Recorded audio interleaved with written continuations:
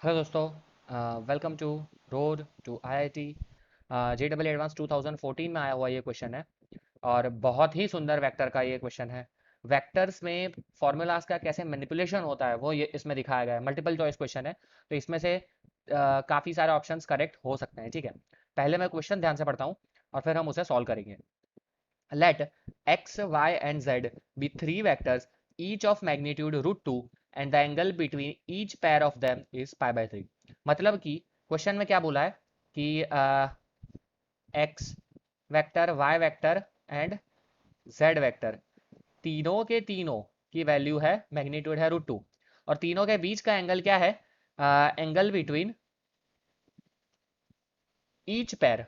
ठीक है, ईच पैर इज π/3। ठीक है, मतलब 60 डिग्री। चलो, इससे हमें क्या पता चलता है? इससे हमें पता चलता है कि अगर मैं किसी का डॉट प्रोडक्ट करूंगा किसी भी दो का, मतलब कि मैं सपोज के x डॉट y करता हूं, तो वो क्या होता है पता है?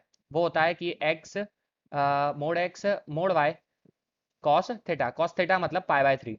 तो वो हो जाएगा, यहाँ पे होगा √2 इंटू कॉस π/3, दैट इज 1/2। तो ये हो जाएगा 1।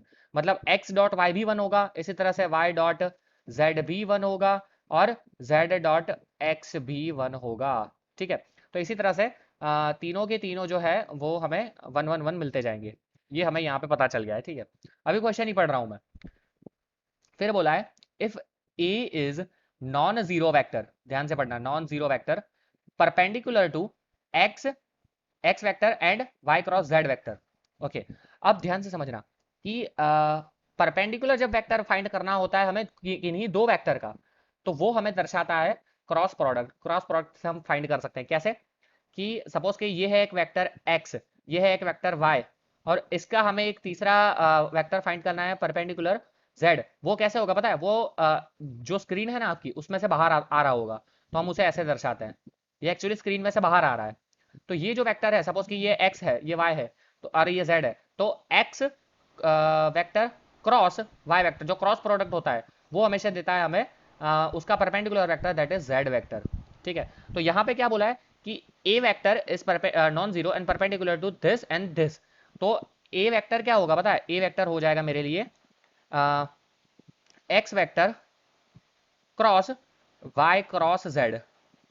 ठीक है, x vector cross Y cross z. मैंने ऐसा क्यों लिखा है? मैंने ऐसा इसीलिए लिखा है कि भैया यहाँ पे x vector cross Y cross z, मतलब कि इसके और इस पूरे के परपेंडिकुलर है। वाई क्रॉस जेड भी हमें एक वेक्टर ही देगा, क्योंकि क्रॉस प्रोडक्ट हमेशा वेक्टर ही आउटपुट देता है।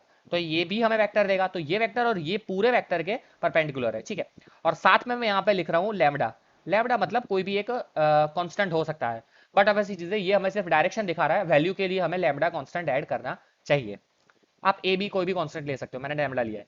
इसी तरह से बी हमें दिया है पर non zero vector perpendicular to y and z cross x. तो उसको कैसे हम कैसे लिखेंगे? सपोज के म्यू कोई कांस्टेंट है हमारा, म्यू लेता हूं मैं इस बार कांस्टेंट, उसे लिखेंगे हम वाई वेक्टर क्रॉस लिख के जेड क्रॉस एक्स वेक्टर। ठीक है, इस तरह से।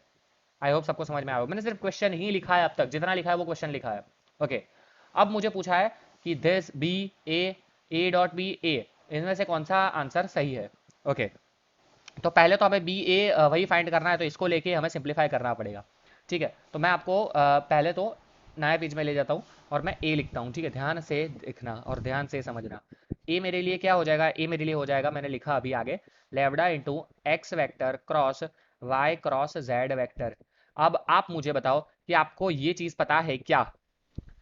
This lambda x vector cross Y cross z vector, मतलब कि this is vector triple product. Vector triple product. ठीक है, इसका फॉर्मूला पता है? Very good. नहीं पता है तो आज से पता कर लो। वेक्टर ट्रिपल प्रोडक्ट का फॉर्मूला मैं यहाँ पे साइड में लिख रहा हूँ आपके लिए, कि A vector cross B cross C, vector triple product जिसे कहते हैं, वो होता है A dot C into B. इन दोनों के बीच में ना मल्टीप्लीकेशन का रिलेशन है, ध्यान रखना।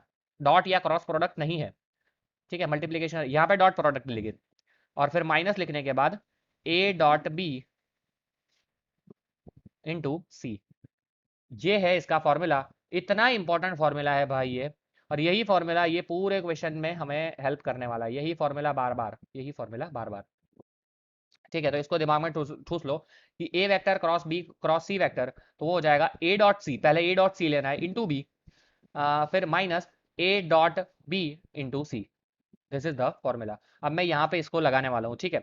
तो देखो यहाँ पे क्या हो जाएगा, ये लैम्बडा तो वैसे का वैसा रहेगा, और यहाँ पे हो जाएगा एक्स डॉट जेड, ठीक है, x dot z into y minus x dot Y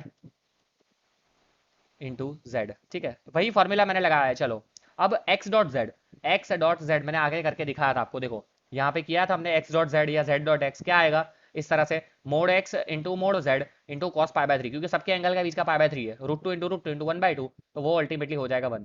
तो ये हो जाएगा 1। इसी तरह से एक्स डॉट वाई यहाँ पे करके ही दिखाया है, देखो आप देख सकते हो, तो वो भी क्या आएगा 1, तो ये भी 1 हो जाएगा। तो अल्टीमेटली ए मुझे मिलेगा लैम्डा इनटू क्या, ये भी 1 और ये भी 1, तो y वेक्टर माइनस लिखने के बाद z वेक्टर, ठीक है। ओके कोई दिक्कत नहीं है, इसको मैं देता हूँ इक्वेशन नंबर 1, ठीक है। अब मेरे पास है b वेक्टर भी है मेरे पास। b वेक्टर क्या था, मिला था मुझे, b मिला था मुझे mu into y cross z cross x, ठीक है। ओके देख लेता हूँ फिर से, y cross z cross x। चलो अब इसमें भी सेम फॉर्मूला यहाँ पे लगाऊंगा, ठीक है, ध्यान से देखना। तो ये हो जाएगा mu into this into this dot this, तो y vector dot x vector into z vector minus लिखने के बाद y dot z into x, ठीक है। अगेन वही चीज कि y dot x dot y लिखो, y डॉट x क्या फर्क पड़ता है, वो भी हो जाएगा 1, तो ये भी 1 और ये भी 1 आगे मैंने दिखाया है, ठीक है। तो ये हो जाएगा म्यू इनटू ये 1, तो z माइनस एक्स, ठीक है। इसको मैं देता हूँ इक्वेशन नंबर 2। ये ए और बी हमें मिल गया है, ठीक है। लेकिन यहाँ पे देखो ऑप्शंस में देखो, यहाँ पे z माइनस एक्स दिख रहा है, ठीक है, और यहाँ पे बी में z माइनस एक्स दिख रहा है, हमारा भी z माइनस एक्स आ गया है। लेकिन म्यू की वैल्यू हमें कुछ पता नहीं चल रही है, म्यू और लैम्बडा की वैल्यू। तो म्यू और लैम्बडा की वैल्यू हम कैसे पता कर सकते हैं, यहाँ पे देखिए, यहाँ ऑप्शन में क्या लिखा है, देखो बी डॉट जेड है, ए डॉट वाई है या ए डॉट वाई है, ठीक है, ये हमें पता चलता है। तो हमें बी डॉट जेड और ए डॉट वाई फाइंड करना बनता है, क्योंकि उसी में से हमें बी की वैल्यू मिल सकती है। ये क्योंकि ये जो है ना, ये एंड पॉइंट्स, ये माइनस वाला, ये तो टर्म्स हमारे आ चुके हैं। माइनस वाला एक्चुअली ये नहीं, थर्ड में नहीं, लेकिन फोर्थ में भी ये माइनस वाले टर्म हमारे आ चुके हैं, सिर्फ आगे वाला लाना है। तो उसके लिए बी डॉट जेड और ए डॉट वाई चाहिए। तो अब बी डॉट जेड और ए डॉट वाई फाइंड करता हूँ भाई, ठीक है। ऑप्शंस में से ये समझदारी है भैया, ये करना बहुत इंपॉर्टेंट हो जाता है। Now now tell me B dot z. अब बी तो मुझे पता है, ठीक है, वैसे का वैसा। जेड जेड अभी मैंने सॉरी बी मैंने अभी फाइंड किया था, mu into z minus x. तो मैं यहाँ पे बी की जगह लिखता हूँ, बी की जगह मैं लिख देता हूँ mu into z minus x, ठीक है, इंटू डॉट में है जेड, ठीक है, ये डॉट प्रोडक्ट है। और मैंने लास्ट लेक्चर में आपको अच्छे से समझाया था कि डॉट प्रोडक्ट डिस्ट्रीब्यूटिव है, तो यहाँ अंदर चला जाएगा, तो जेड डॉट जेड हो जाएगा माइनस एक्स डॉट जेड हो जाएगा, ठीक है, एक्स डॉट जेड हो जाएगा। अब बताओ म्यू जेड डॉट जेड क्या होता है, मोड जेड इंटू कॉस। ये दोनों तो मतलब क्या बोलते हैं, सेम ही चीज़ है, ठीक है, इसमें कोई दिक्कत नहीं है। एक ही दोनों के बीच का एंगल जीरो है, जब एंगल जीरो होता है तब इसकी वैल्यू हो जाएगी mode Z into cos zero, that is 1, minus x dot Z हमने फाइंड किया हुआ है 1। मोड जेड दोनों की वैल्यू √2 है, तो ये √2 into √2 that is 2, 2 into 1 that is 2, minus 1 that is 1, तो ये आ जाएगा मेरा म्यू। अल्टीमेटली मुझे क्या मिला, B dot z is equal to mu, B dot z mu मिला है। लेकिन मुझे तो भैया पता है कि बी क्या है, बी है मेरा यहाँ से, बी है मेरा mu into z minus x. लेकिन म्यू क्या आया भैया, म्यू तो मेरा आ गया, म्यू मेरा आ गया बी डॉट जेड, तो ये हो जाएगा B dot z into z minus x. ये मेरा आ गया first answer, this is my first answer, उसको मैं हाईलाइट कर रहा हूँ आपके लिए, ठीक है। तो अब वो कौन सा ऑप्शन है आप मुझे बताइए। वो ऑप्शन मेरा हो गया option number A, option number A is first correct, ठीक है। मल्टीपल चॉइस अभी छोड़ना नहीं है। अब मुझे फाइंड करना पड़ेगा ए डॉट वाई भी इसी तरह से। अब नेक्स्ट पेज में जाके यहाँ पे मैं लिखता हूँ A dot y. Now A dot y, उसमें भी सेम कॉन्सेप्ट, ए हमने फाइंड किया हुआ है, ए हमने फाइंड किया था lambda y minus z, lambda y minus z, और यहाँ पे वाई तो है ही, डॉट प्रोडक्ट है बीच में, डिस्ट्रीब्यूटिव है, lambda y dot y minus z dot y, ठीक है। वाई डॉट वाई ऐसा ही ऊपर वाले की तरह ही हो जाएगा, वो 2, ये हो जाएगा 1, हमने आगे फाइंड किया हुआ है, तो ये आ जाएगा अगेन लैम्डा। तो लैम्डा क्या आ गया, ए डॉट वाई, तो यहाँ से मैं फिर से लिख सकता हूँ, यहाँ जो लैम्बडा था उसकी जगह मैं क्या लिख दूंगा, लैम्बडा की जगह मैं लिखूंगा ए डॉट वाई। तो ये मुझे दे देगा ए इज इक्वल टू, क्या था ये, A dot y into y minus z. ठीक है, ये हमारा हो गया दूसरा आंसर। इसको भी मैं आपके लिए हाईलाइट करूंगा। दो आंसर हमारे आ चुके हैं, ठीक है, कोई दिक्कत नहीं है। चलो, तो ये कौन सा ऑप्शन दिखा रहा है हमें, this is option number B. Option number B is also a correct option. Option number D automatically गलत हो जाएगा, ठीक है, क्योंकि दोनों सेम नहीं हो सकता। देखो, यहाँ पे माइनस लिखा है, सिर्फ माइनस आगे लेके, this is not the same thing. तो इसमें कंफ्यूजन नहीं करना है क्रिएट किसी को, ठीक है, this is not the same thing. Okay, तो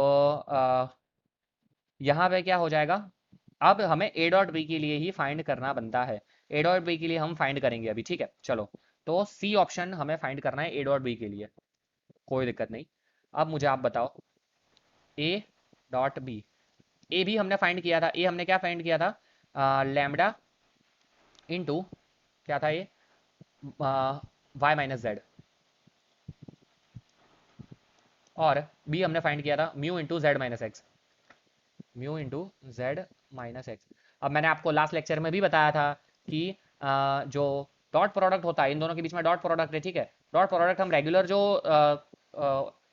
ब्रैकेट ओपन करते हैं, इसी तरह से डॉट ब्रैकेट को भी कर सकते हैं। तो यहाँ क्या हो जाएगा, y इंटू जेड, जो नॉर्मल हम करते हैं ना, इसी तरह से करना है, ठीक है। डॉट प्रोडक्ट के लिए वो एप्लीकेबल है, माइनस ये हो जाएगा Z, sorry y into x, फिर इसी तरह से माइनस जेड इंटू जेड, और यहाँ पे हो जाएगा minus minus plus Z into x. ठीक है, सबको पता चल गया होगा, सिर्फ सिंपल ब्रैकेट किया है, ओपन किया है, म्यू इंटू लेमड़ा आगे ले लिया है। चलो, तो लेमड़ा इंटू म्यू तो है ही, ये हो जाएगा मेरे लिए वन, ये हो जाएगा मेरे लिए वन, ये हो जाएगा मेरे लिए टू, और ये हो जाएगा मेरे लिए वन। ठीक है, तो ये मेरे लिए फाइनल बन जाएगा क्या, लेमड़ा इंटू म्यू, और वन वन एक दूसरे को मार डालेगा, यहाँ पे आ जाएगा माइनस वन, तो माइनस लेमड़ा इंटू म्यू हो जाएगा, ठीक है, माइनस लेमड़ा इंटू म्यू हो जाएगा। अब माइनस लेमड़ा हमने आगे अभी आगे फाइंड किया था, क्या फाइंड किया था, lambda is equal to A dot y, A dot y, और हमने म्यू भी फाइंड किया था, म्यू क्या फाइंड किया था, B into z, B into z. ठीक है, तो ये मेरा अगेन तीसरा ऑप्शन भी करेक्ट हो गया, A dot B is equal to minus A dot y into B into z. ठीक है, तो ये मेरा हो गया option number C is also a correct option. देखो, माइनस साइन भी है, सेम चीज़ है, ठीक है।